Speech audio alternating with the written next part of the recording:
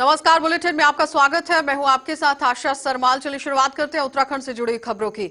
मुख्यमंत्री त्रिवेंद्र सिंह रावत की अध्यक्षता में 11 बजे सचिवालय में कैबिनेट बैठक आयोजित की गई, जिसमें कई महत्वपूर्ण निर्णय लिए गए और कैबिनेट के समक्ष कुल 29 मामलों पर चर्चा हुई, जिनमें से 27 मामलों पर मुहर लगी है और बैठक में कोविड-19 की वैक्सीन के रखरखाव पर मंथन किया गया, जिसमें 20% लोगों को पहले चरण में वैक्सीनेशन दी जाएगी और साथ ही उत्तराखंड में 15 दिसंबर से उच्च शिक्षण संस्थान, सभी निजी और प्रोफेशनल कोर्स से जुड़े हुए कॉलेज खोलने को कैबिनेट ने मंजूरी दी है और साथ ही बैट सुनवाई में जो लंबित प्रकरण थे उनकी तिथि को 31 जनवरी 2021 तक बढ़ाया गया है। इसके साथ ही कई अन्य मुद्दों पर विचार विमर्श के साथ मंजूरी दी गई।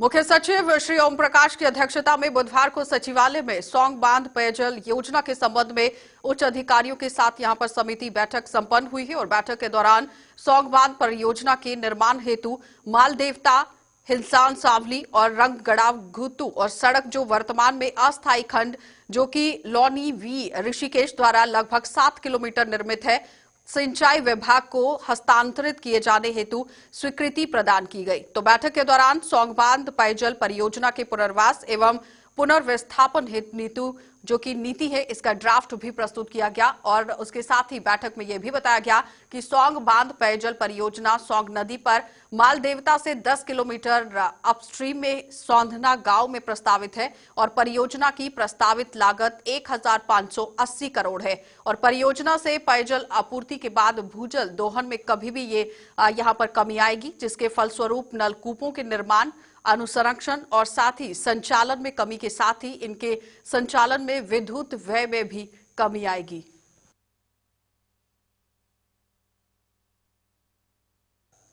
तो उत्तराखंड मंत्रिपरिषद ने 2 मिनट का मौन रखकर पूर्व विधानसभा उपाध्यक्ष स्वर्गीय अनुसुईया प्रसाद मैखुरी को श्रद्धांजलि अर्पित की और वह देहरादून के मैक्स अस्पताल में भर्ती थे। मैखुरी पिछले लगभग 1 महीने से भी अधिक समय से अस्पताल में भर्ती थे। उन्हें कोरोना संक्रमण भी था और शनिवार को उनका निधन हो गया था, जिसके चलते आज उत्तराखंड मंत्रिपरिषद ने 2 मिनट का मौन रखकर पूर्व विधानसभा उपाध्यक्ष स्वर्गीय जो कि अनुसुईया प्रसाद मैखुरी को श्रद्धांजलि अर्पित की।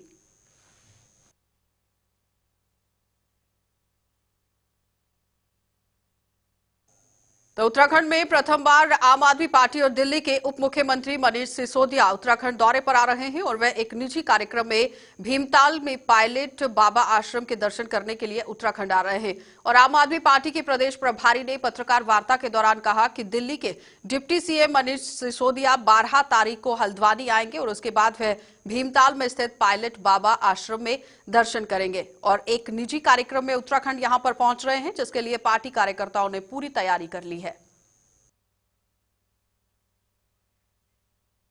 आम आदमी पार्टी ने घोषणा की है कि वो आम आदमी पार्टी 2022 के चुनावों में पूरी ताकत और पूरी दमखम से लड़ेगी। उसके बाद पार्टी के शीर्ष नेतृत्व में पहला ये दौरा है किसी आम आदमी पार्टी के शीर्ष नेतृत्व का। इसमें उनका जो प्रोग्राम है वो 11 तारीख को वो उत्तराखंड में आएंगे, काशीपुर के रूट के थ्रू से आने वाले। साथ ही साथ 12 तारीख को वो कैची धाम आश्रम है जिसकी उसमें उनकी निजी आस्था है और वो उस प्रोग्राम में वहाँ पर सुबह सुबह दर्शन करेंगे। उसके बाद हमारा कुछ समाज के जो प्रबुद्ध लोग हैं वो उनसे मिलना चाहते हैं, उनसे बात करना चाहते हैं और साथ ही ये चाहते हैं कि जो उनके विषय हैं उनके ऊपर आम आदमी पार्टी की क्या समझ है, वो भी एक हो सकता है कि वो भी प्रोग्राम हो, लेकिन वो अभी ऑफिशियल नहीं था, इसलिए उसकी जानकारी कोई राजनीतिक प्रोग्राम भी है यहाँ पर उनका? अभी कोई राजनीतिक प्रोग्राम नहीं। तो ये जो पर्सनल प्रोग्राम हुआ, पर्सनल प्रोग्राम में आपने मीट बुलाई है, लोगों को बताया है? देखिए, प्रेस के माध्यम से कोई भी जानकारी को हम जो चाहते हैं कि जनता के बीच में जाए, वो निश्चित तौर पे मीडिया उसमें एक सशक्त माध्यम है और हम उस मीडिया के माध्यम से सब लोगों को ये जानकारी देना चाहते हैं कि पार्टी के शीर्ष नेतृत्व से कोई व्यक्ति जो है, जो डिप्टी सीएम साहब है, वो उत्तराखंड में प्रथम बार आ रहे हैं। कि पार्टी के शीर्ष नेतृत्व से कोई व्यक्ति जो है, जो डिप्टी सीएम साहब है, वो उत्तराखंड में प्रथम बार आ रहे हैं। तो आम आदमी पार्टी का उत्तराखंड की सभी सीटों पर चुनाव लड़ना बीजेपी के लिए गले की फांस बनता जा रहा है और आज आप प्रदेश प्रवक्ता उमा सिसोदिया ने नेहरू कॉलोनी थाने में बीजेपी के कुछ कार्यकर्ताओं के खिलाफ तहरीर दे दी। उमा सिसोदिया ने बताया कि बीती रात आप पार्टी के धर्मपुर विधानसभा के कुछ कार्यकर्ता पार्टी की पोस्टर लगा रहे थे और इसी दौरान बीजेपी की महिला कार्यकर्ताओं ने आप पार्टी के कार्यकर्ताओं के साथ बदसलूकी की और उन्हें पोस्टर लगाने से जबरन रोकते हुए डराया धमकाया, जिसके बाद आज आप पार्टी के प्रवक्ता ने पूरे प्रकरण पर नाराजगी व्यक्त की। उमा सिसोदिया ने कहा कि एक और बीजेपी के राष्ट्रीय अध्यक्ष के दौरे के दौरान पूरे शहर को बैनर पोस्टरों से ढक दिया गया, लेकिन जब आप पार्टी के कार्यकर्ता पोस्टर लगा रहे थे तो बीजेपी के नेताओं को ये रास नहीं आया। सर, मैं माता मंदिर वार्ड से हूँ, तो मैंने कुछ बैनर्स लगाए थे, 4 बैनर लगे हैं और जिनकी दीवारों के आगे लगे हैं उनसे इजाज़त लेके लगाए हैं। ठीक है, मैं कहीं गलत नहीं हूँ। तो कल मैं 9:30 बजे, शॉप है मेरी बगल में, मैं 9 बजे शॉप बढ़ा के गया हूँ घर। आधे घंटे बाद जब आया हूँ दुकान बढ़ा के, तो बगल में चाउमीन का कॉर्नर है वो खुला हुआ था, तो बगल के मुझे थोड़ी देर खड़ा रहा मैं, इतनी महिला मोर्चा के लोग आए। हमारे ये पास में ही हमारे विधायक हैं रायपुर के काऊ, तो उनका ओएसडी और प्रतिनिधि है वो यहाँ का, तो उन्होंने महिला मोर्चा के लोगों को लगा रखा है यहाँ पे कि यहाँ पे जैसे कांग्रेस के नहीं है लोग। आम आदमी पार्टी के 4 बैनर देख के इन लोगों ने मतलब ये हो गया कि दूसरी पार्टी कैसे यहाँ पे आ गई। देखिए, आम आदमी पार्टी उत्तराखंड में जिस तरह से अपने पैर पसार है, अब यहाँ के जो बीजेपी की जो नेतागण हैं उनमें खींच उत्पन्न होना शुरू हो गई है। कल शाम हमारे आम आदमी पार्टी के कार्यकर्ता कुछ बैनर इस सड़क पर लगा रहे थे, तो यहाँ पर बीजेपी के कार्यकर्ताओं ने कुछ महिलाओं को भेजकर, खासतौर पे कुछ महिलाएं, 3-4 महिलाएं और उनके साथ 2-3 पुरुष थे, वो लोग आए और हमारे कार्यकर्ताओं को उन्होंने अपशब्द कहना शुरू किया। हमारे कार्यकर्ताओं ने महिलाओं का सम्मान रखते हुए उनसे बात नहीं की, क्योंकि उनको लगा कि अगर हम महिलाओं के साथ बात करेंगे तो बात आगे बढ़ सकती है। किंतु आज हम सुबह यहाँ पर आए हुए हैं, हम उनसे बात करने की कोशिश कर रहे हैं जिन्होंने हमारे कार्यकर्ताओं को धमकाया, किंतु कोई भी व्यक्ति घर से बाहर निकलकर हमसे बात नहीं कर रहा। तो अब हमारे पास थाने में जाके उनकी रिपोर्ट लिखाने के अलावा कोई दूसरा रास्ता नहीं है। और हम बीजेपी के लोगों को ये जरूर बता देना चाहते हैं कि आम आदमी पार्टी मैदान में है, और अगर आप इस तरह के हथकंडे अपनाकर हमको डराने की कोशिश करेंगे तो आम आदमी पार्टी कार्यकर्ता डरने और हटने वाले नहीं। तो डीजीपी बनने के बाद पहली बार हल्द्वानी पहुंचे अशोक कुमार ने सामाजिक संगठन के लोगों से मुलाकात कर उनकी समस्याएं सुनी और इसके बाद डीजीपी मीडिया से भी मुखातिब हुए और मीडिया से बातचीत करते हुए उन्होंने कहा कि प्रदेश में अपराध बिल्कुल भी बर्दाश्त नहीं किया जाएगा। साथ ही प्रदेश की पुलिस को हाईटेक बनाने पर जोर दिया जाएगा, जिससे कि अपराधियों में पुलिस का खौफ हो और अपराध पर अंकुश लग सके।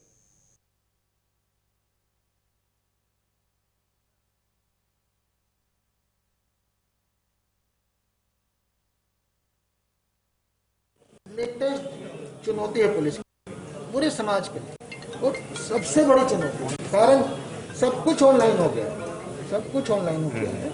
और सब कुछ ऑनलाइन में आप देखेंगे इवन शिक्षा आज की तारीख में ऑनलाइन हो गई, जॉब्स ऑनलाइन हो गई, पूरा फाइनेंशियल ट्रांजैक्शन ऑनलाइन हो गया। तो ऐसे में नेचुरल है कि क्रिमिनल भी ऑनलाइन है। जब पैसा ऑनलाइन आ गया तो अपराधी भी ऑनलाइन है। सर आपके इसी तरह सोशल संबंध ऑनलाइन हो गए, सोशल रिलेशन ऑनलाइन हो गया ना, फेसबुक और इस सब पे रिश्ते बन रहे हैं, तो वहाँ भी क्राइम शुरू हो गया, महिलाओं के साथ मतलब बदतमीजी या बुलिंग। तो ये सारी चीजें नेचुरल है कि क्राइम ये इसमें बढ़ता जा रहा है। इसके लिए हमें जागरूकता की जरूरत है, तो हमें समाज का सहयोग चाहिए। हम जागरूकता भी फैला रहे हैं, हम क्राइम को लिख भी रहे हैं, वर्कआउट भी कर रहे हैं। हमने उत्तराखंड पुलिस ने नाइजीरियन अपराधियों को, उड़ीसा अरुणाचल के अपराधियों को, झारखंड के अपराधियों को पकड़ा है और आगे ही पकड़ते रहेंगे। बड़े बड़े केस खोलेगा, 56 लाख का करोड़ हुआ, 95 लाख का करोड़ हुआ, तो करते रहेंगे, पर लोगों को भी इसमें जागरूक रहने। तो सिडकुल में हुए घोटाले की जांच कर रही एसआईटी जांच के लापरवाही पर अब एक और एक्शन होने जा रहा है। आईजी गढ़वाल के नेतृत्व में जांच एसआईटी टीम बनी थी और आईजी अभिनव कुमार ने 5 दिसंबर तक समस्त पत्रावली पर जांच पूरी करने के निर्देश दिए थे और जांच अधिकारियों से जवाब तलब करते हुए संबंधित कप्तानों को भी लापरवाही के लिए पत्र लिखा जा रहा था।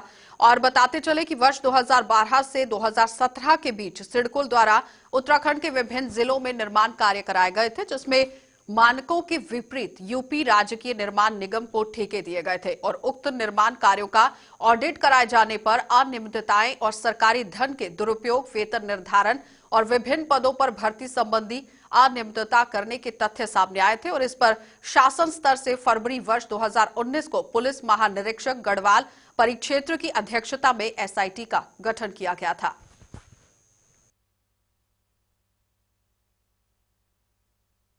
पिछली बार जो हम लोग मासिक रूप से समीक्षा करते हैं सिडकुल की एसआईटी की सभी जांचों का, तो पिछली बार जो मीटिंग हुई थी तो उसमें सभी जनपदों के जो एसआईटीज थी उनके विवेचकों ने और उनके जो सुपरवाइजरी ऑफिसर्स थे उन्होंने लगभग 34 प्रकरण ऐसे थे जिसमें 5 तारीख तक रिपोर्ट सबमिट करने के लिए आश्वासन दिया था।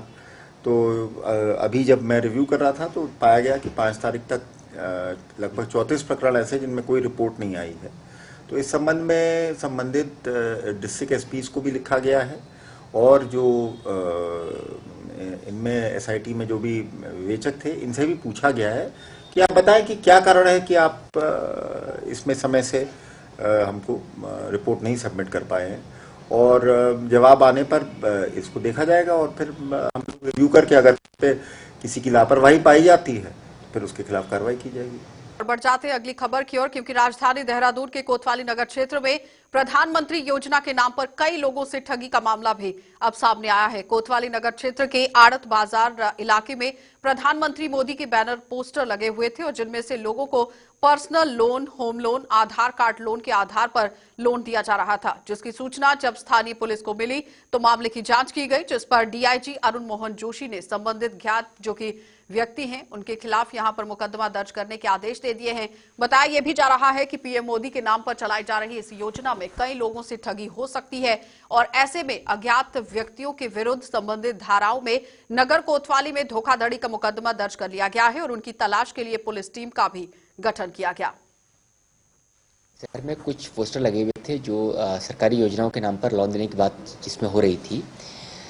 हमारे पास सूचना आई कि ये जो पोस्टर लगे हुए हैं ये जालसाजी का मामला हो सकता है और इसको जो वेरीफाई किया गया तो बात आई कि ये जो पोस्टर लगे हुए हैं वो कंसर्निंग डिपार्टमेंट से नहीं है और फ्रॉड करने के ऑब्जेक्टिव से लगाए गए हैं। इसमें जो कोतवाली है उसमें मुकदमा रजिस्टर किया गया है 420 आईपीसी में। इन्वेस्टिगेशन इसमें हो रही है और जो भी लोग इस जालसाजी में हैं बहुत जल्दी उनका अरेस्टिंग हो जाएगा और जो भी इसमें विक्टिम है उनको जो भी हम लोग रिलीफ प्रोवाइड करवा सकते हैं उसके लिए भी हम लोग प्रयास करेंगे। देखिए, जो भी फ्रॉड होता है चाहे वो किसी भी माध्यम से हो रहा है, चाहे साइबर माध्यम से हो रहा है, किट्टी के माध्यम से हो रहा है, इस तरह से सरकारी योजनाओं के नाम पर लोगों को झांसा देने का प्रयास हो रहा है, सभी तरह का फ्रॉड जो है बड़ा अलार्मिंग होता है। लोगों का जो गाड़ी कमाई का पैसा होता है उसमें लग जाता है, उनको नुकसान होता है। हम लोग का प्रयास रहता है कि जो इस तरह के फ्रॉड करते हैं उनके खिलाफ जो हम मैक्सिमम कार्रवाई कर सकते हैं वो तो करें ही करें, लेकिन साथ ही साथ जो विक्टिम हैं उनको जो भी रिलीफ प्रोवाइड करवा सकते हैं या उनको भविष्य में इस तरह की ठगी ना हो उसके लिए अवेयरनेस के स्तर पर जो भी हम कार्रवाई कर सकते हैं नियमित रूप से करते रहते हैं। राजधानी देहरादून में लगातार हो रहे धरना प्रदर्शन को लेकर दून पुलिस भी अब सख्त दिखाई दे रही है। दरअसल कोरोना के बढ़ते मामलों को देखते हुए डीआईजी अरुण मोहन जोशी ने प्रदर्शन कर लोगों को अब फिर से कोरोना की जांच कराने की बात कह दी है। उन्होंने कहा कि संबंधित विभाग के साथ मिलकर अधिक से अधिक लोगों को कोरोना जांच करानी चाहिए, जिससे कि अन्य लोगों के संक्रमण ना फैलने की भी बात जो है वो की जा सकती है, क्योंकि अगर आप ज्यादातर टेस्ट कराते हैं तो आपका पूरी तरह से जो पिक्चर है वो क्लियर हो सकती है कि कोरोना है या नहीं। अगर दूसरे लोगों को संक्रमण देने से हम बचा सकते हैं। धरना प्रदर्शन में अमूमन सोशल डिस्टेंसिंग और मास्क ना पहनने के मामले ज्यादा दिखाई देते हैं, जिसको देखते हुए पुलिस स्वास्थ्य विभाग के साथ मिलकर प्रदर्शनकारियों के सैंपल भी लेगी, जिससे कि कोरोना को आगे बढ़ने से रोका जा सकता है। देखिए, एनफोर्समेंट की कार्रवाई हम लोग लगातार कर रहे हैं और जहां पर भी गाइडलाइंस का वायलेशन हो रहा है, क्योंकि अब जिस तरह से कोरोना के केसेस बढ़ रहे हैं उस हिसाब से निर्णय लिया है कि जो भी कंसर्निंग डिपार्टमेंट हैं उनको साथ में लेकर के हमारा प्रयास रहेगा कि जहां पर भी इस तरह की परिस्थितियां बन रही हैं, जहां पर गाइडलाइंस का वायलेशन हुआ है और किसी एक से संक्रमण फैल सकता है, तो वहाँ पर यथासंभव जितना भी हम सैंपलिंग करवा सकते हैं जरूर करवाई जाएँ, ताकि कोई इस तरह की परिस्थिति ना बने कि कोई संक्रमित व्यक्ति वहाँ पर मौजूद रहा हो जिसके माध्यम से कई लोगों में संक्रमण फैल जाए। तो इस बारे में जो एसपीसीटी उनको भी बताया गया है कि कंसर्न डिपार्टमेंट से कोऑर्डिनेट करेंगे और इसमें जो भी हम कार्रवाई कर सकते हैं उसके लिए प्रयास करेंगे। तो उत्तराखंड के थानों में बाल अपराधियों के लिए बाल सुधार गृह बनाए जाने हैं और इसकी शुरुआत देहरादून के डालनवाना थाने से कर दी गई है और ऐसे अपराधी जो छोटे हैं और उनके लिए थानों में अलग से बाल सुधार गृह बनाए जाने हैं, जहां पर उनकी काउंसलिंग, मेडिकल और उनसे पूछताछ आदि की जाएगी। तो थाने में अलग से बाल सुधार गृह बनाए जाने का उद्देश्य एक ऐसे बच्चों के लिए है जो जाने अनजाने में अपराध की दिशा में चले जाते हैं और उनमें सुधार करके वापस शिक्षा और मुख्य धारा से उन्हें जोड़ा जा सकता है। तो इसी के तहत देहरादून के डालनवाला थाने में तैनात किया गया ये बाल सुधार गृह का बाल आयोग की अध्यक्षता और देहरादून मेयर ने निरीक्षण किया है।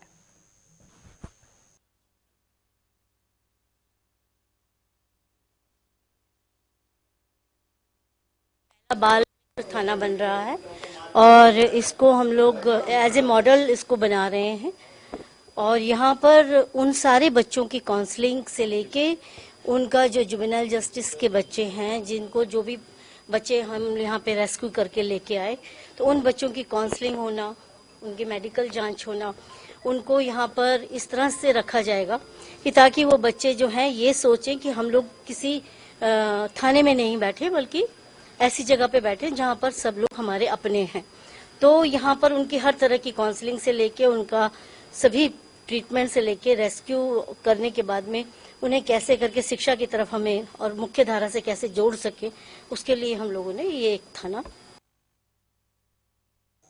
तो हरिद्वार के ज्वालापुर में भूमि विवाद को लेकर एक पक्ष में कोर्ट के फैसले पर ऐतराज भी देखा गया है। पिछले चार नहीं है 50 वर्ष हैं इनसे चल रहे विवादित मामले में कोर्ट के फैसले से नाखुश होकर कब्जाधारियों ने आत्मदाह करने की चेतावनी दी थी। उन्होंने कहा कि बंटवारे के समय हमेरा जो परिवार है वहां पर पाकिस्तान से आ गया था, तभी से हम 25 लोगों का परिवार यहां रहता है। वहीं दूसरे पक्ष का कहना है कि कोर्ट का जो फैसला आया है वो सभी को मंजूर होना चाहिए और हम बिना लड़े प्रशासन के माध्यम से कार्यवाही कर रहे हैं।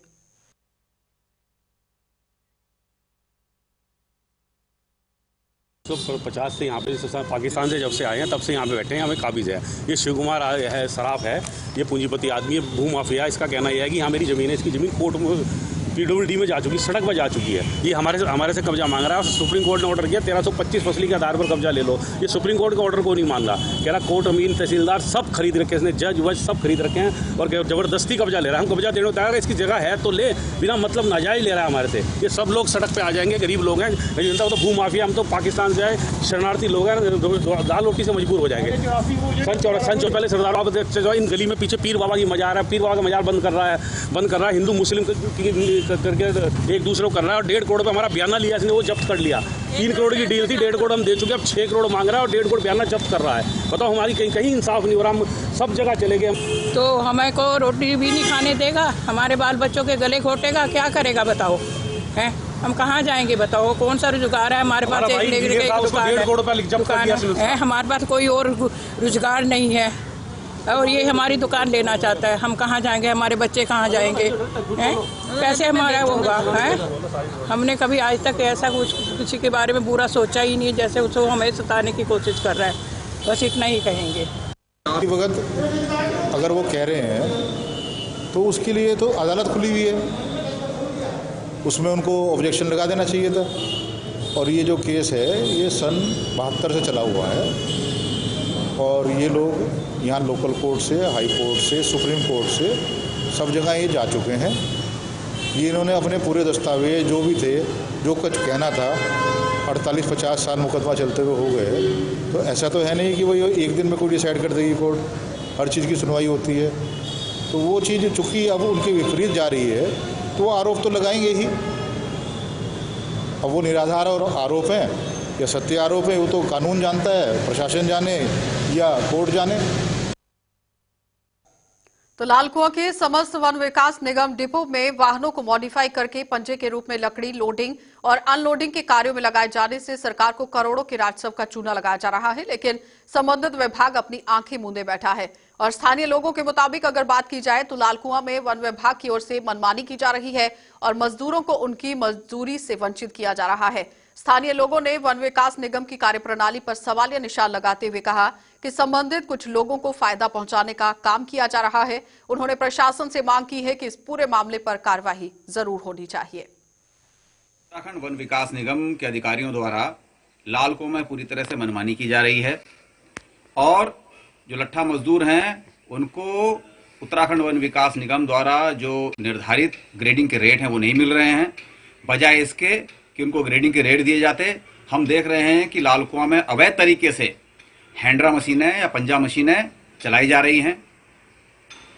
ये पूरी की पूरी तरह ये बताता है कि पूरी कार्यप्रणाली जो है लाल कुआं के उत्तराखंड वन विकास निगम की पूरा प्रश्न चिन्ह में है, घेरे में है। और हमें मांग करना चाहते हैं कि लट्ठा मजदूरों को निर्धारित ग्रेडिंग के रेट दिए जाएं, उनको सामाजिक सुरक्षा प्रदान की जाए, उनका हेल्थ बीमा किया जाए, दुर्घटना बीमा किया जाए, और साथ ही कुछ खास लोगों को फायदा पहुंचाने के लिए जो अवैध तरीके से हैंड्रा मशीनें चलाई जा रही हैं उनको तत्काल बंद किया जाए। इस मांग को हम करना चाहते हैं। हुआ है मुझे कि परिवहन वन विकास निगम में कुछ गाड़ियां इस तरह की चल रही हैं जिनको पंजे के रूप में मॉडिफाई करके क्रेन सर्विस की तरह ना वो गाड़ियां उठा के पिकअप करती हैं, गाड़ियों में लकड़ियां रखती हैं।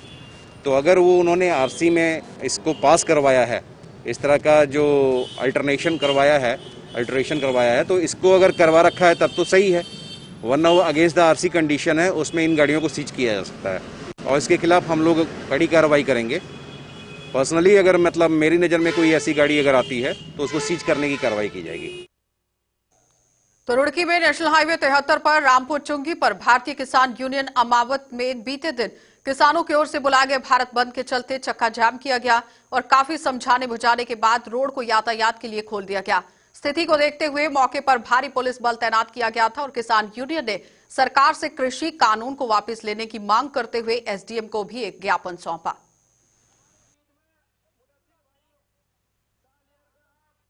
कि सबसे पहले तो जो केंद्र सरकार ने ये डेथ वारंट सरकार के किसानों के खिलाफ जारी किया है, 3 किसान विरोधी अध्यादेश जो कानून बनाकर लागू किए गए हैं उनको वापस किया जाए। जैसा कि एक सप्ताह से दिल्ली में भी आंदोलन चल रहा है, उसी मांग को लेकर सबसे पहले हमारी एक ही मांग थी, मुख्य मांग। दूसरी, हमारी किसानों को कर्जा मुक्त, पूरे देश का जो हिंदुस्तान का किसान है उनको कर्जा मुक्त किया जाए। तीसरा, स्वामीनाथन की रिपोर्ट जो है पूर्ण रूप से लागू की जाए। 3 मांगे हमारी रखी गई थी, उसी के विरोध में आज यहाँ पर चक्का जाम किया गया है। क्या आश्वासन मिला है? हमें जॉइंट मजिस्ट्रेट साहब, हमारे आईएएस अधिकारी हैं, उन्होंने पूर्ण रूप से आश्वासन दिया है और हमारा जो ज्ञापन उन्होंने लिया है, इसी आश्वासन के साथ हमने रोड भी खोला है। नहीं तो चाहे रात हो जाती, चाहे दिन निकल जाता, चाहे जैसे कि आप सभी जानते हैं, किसान जो लोग हैं वो अपने मांगे उन्होंने रखी हैं, 3 मुख्य मांगे उन्होंने रखी हैं। उन सभी समस्याओं को, उनके विचारों को ध्यानपूर्वक सुना गया और इस ज्ञापन को, जो कि महामहिम राष्ट्रपति महोदय को संबोधित है, उचित चैनल के माध्यम से इसे अग्रसारित किया जाएगा। उन लोगों को आश्वासन दिया गया है कि उनके इस ज्ञापन को आगे पहुंचाया जाएगा। इस बात पर उनके द्वारा भी इस जाम को हटाने की बात की गई। तो बीते दिन किसानों के भारत बंद आंदोलन में उत्तराखंड किसान मोर्चा के कार्यकर्ताओं ने भी बढ़ चढ़कर हिस्सा लिया और मोर्चा के जिला अध्यक्ष चौधरी महकार सिंह की अगुवाई में मोर्चे के कार्यकर्ताओं ने लक्सर शेखपुरी गांव से लक्सर के बालाबली तिराहे तक मोदी सरकार के खिलाफ नारेबाजी कर जुलूस निकाला। इसके बाद हाईवे पर ही करीब 2 घंटे तक धरना दिया गया और फिर केंद्र सरकार का पुतला भी दहन किया गया। इस मौके पर जिला अध्यक्ष महकार सिंह ने कहा कि मोदी सरकार किसान विरोधी है, इसलिए कल जो काला कानून बनाकर किसानों को पूंजीपतियों का गुलाम बनाने की कोशिश की जा रही है, वो कतई बर्दाश्त नहीं की जाएगी। बड़ा सपोर्ट जनपद हरिद्वार में किसानों का मिल रहा है। भगवानपुर में आज इसी तरीके का प्रदर्शन चल रहा है। रुड़की में भी आज किसानों का प्रदर्शन चल रहा है। नारसन में भी, मंडावली में भी। तो मेरा मानना है कि जिले के हर कोने में, हर जगह आज किसानों का प्रदर्शन है और ये एक प्रदर्शन किसानों के लिए मील का पत्थर साबित होगा। या तो ये सरकार कानून हटाएगी या ये सत्ता से जाएगी।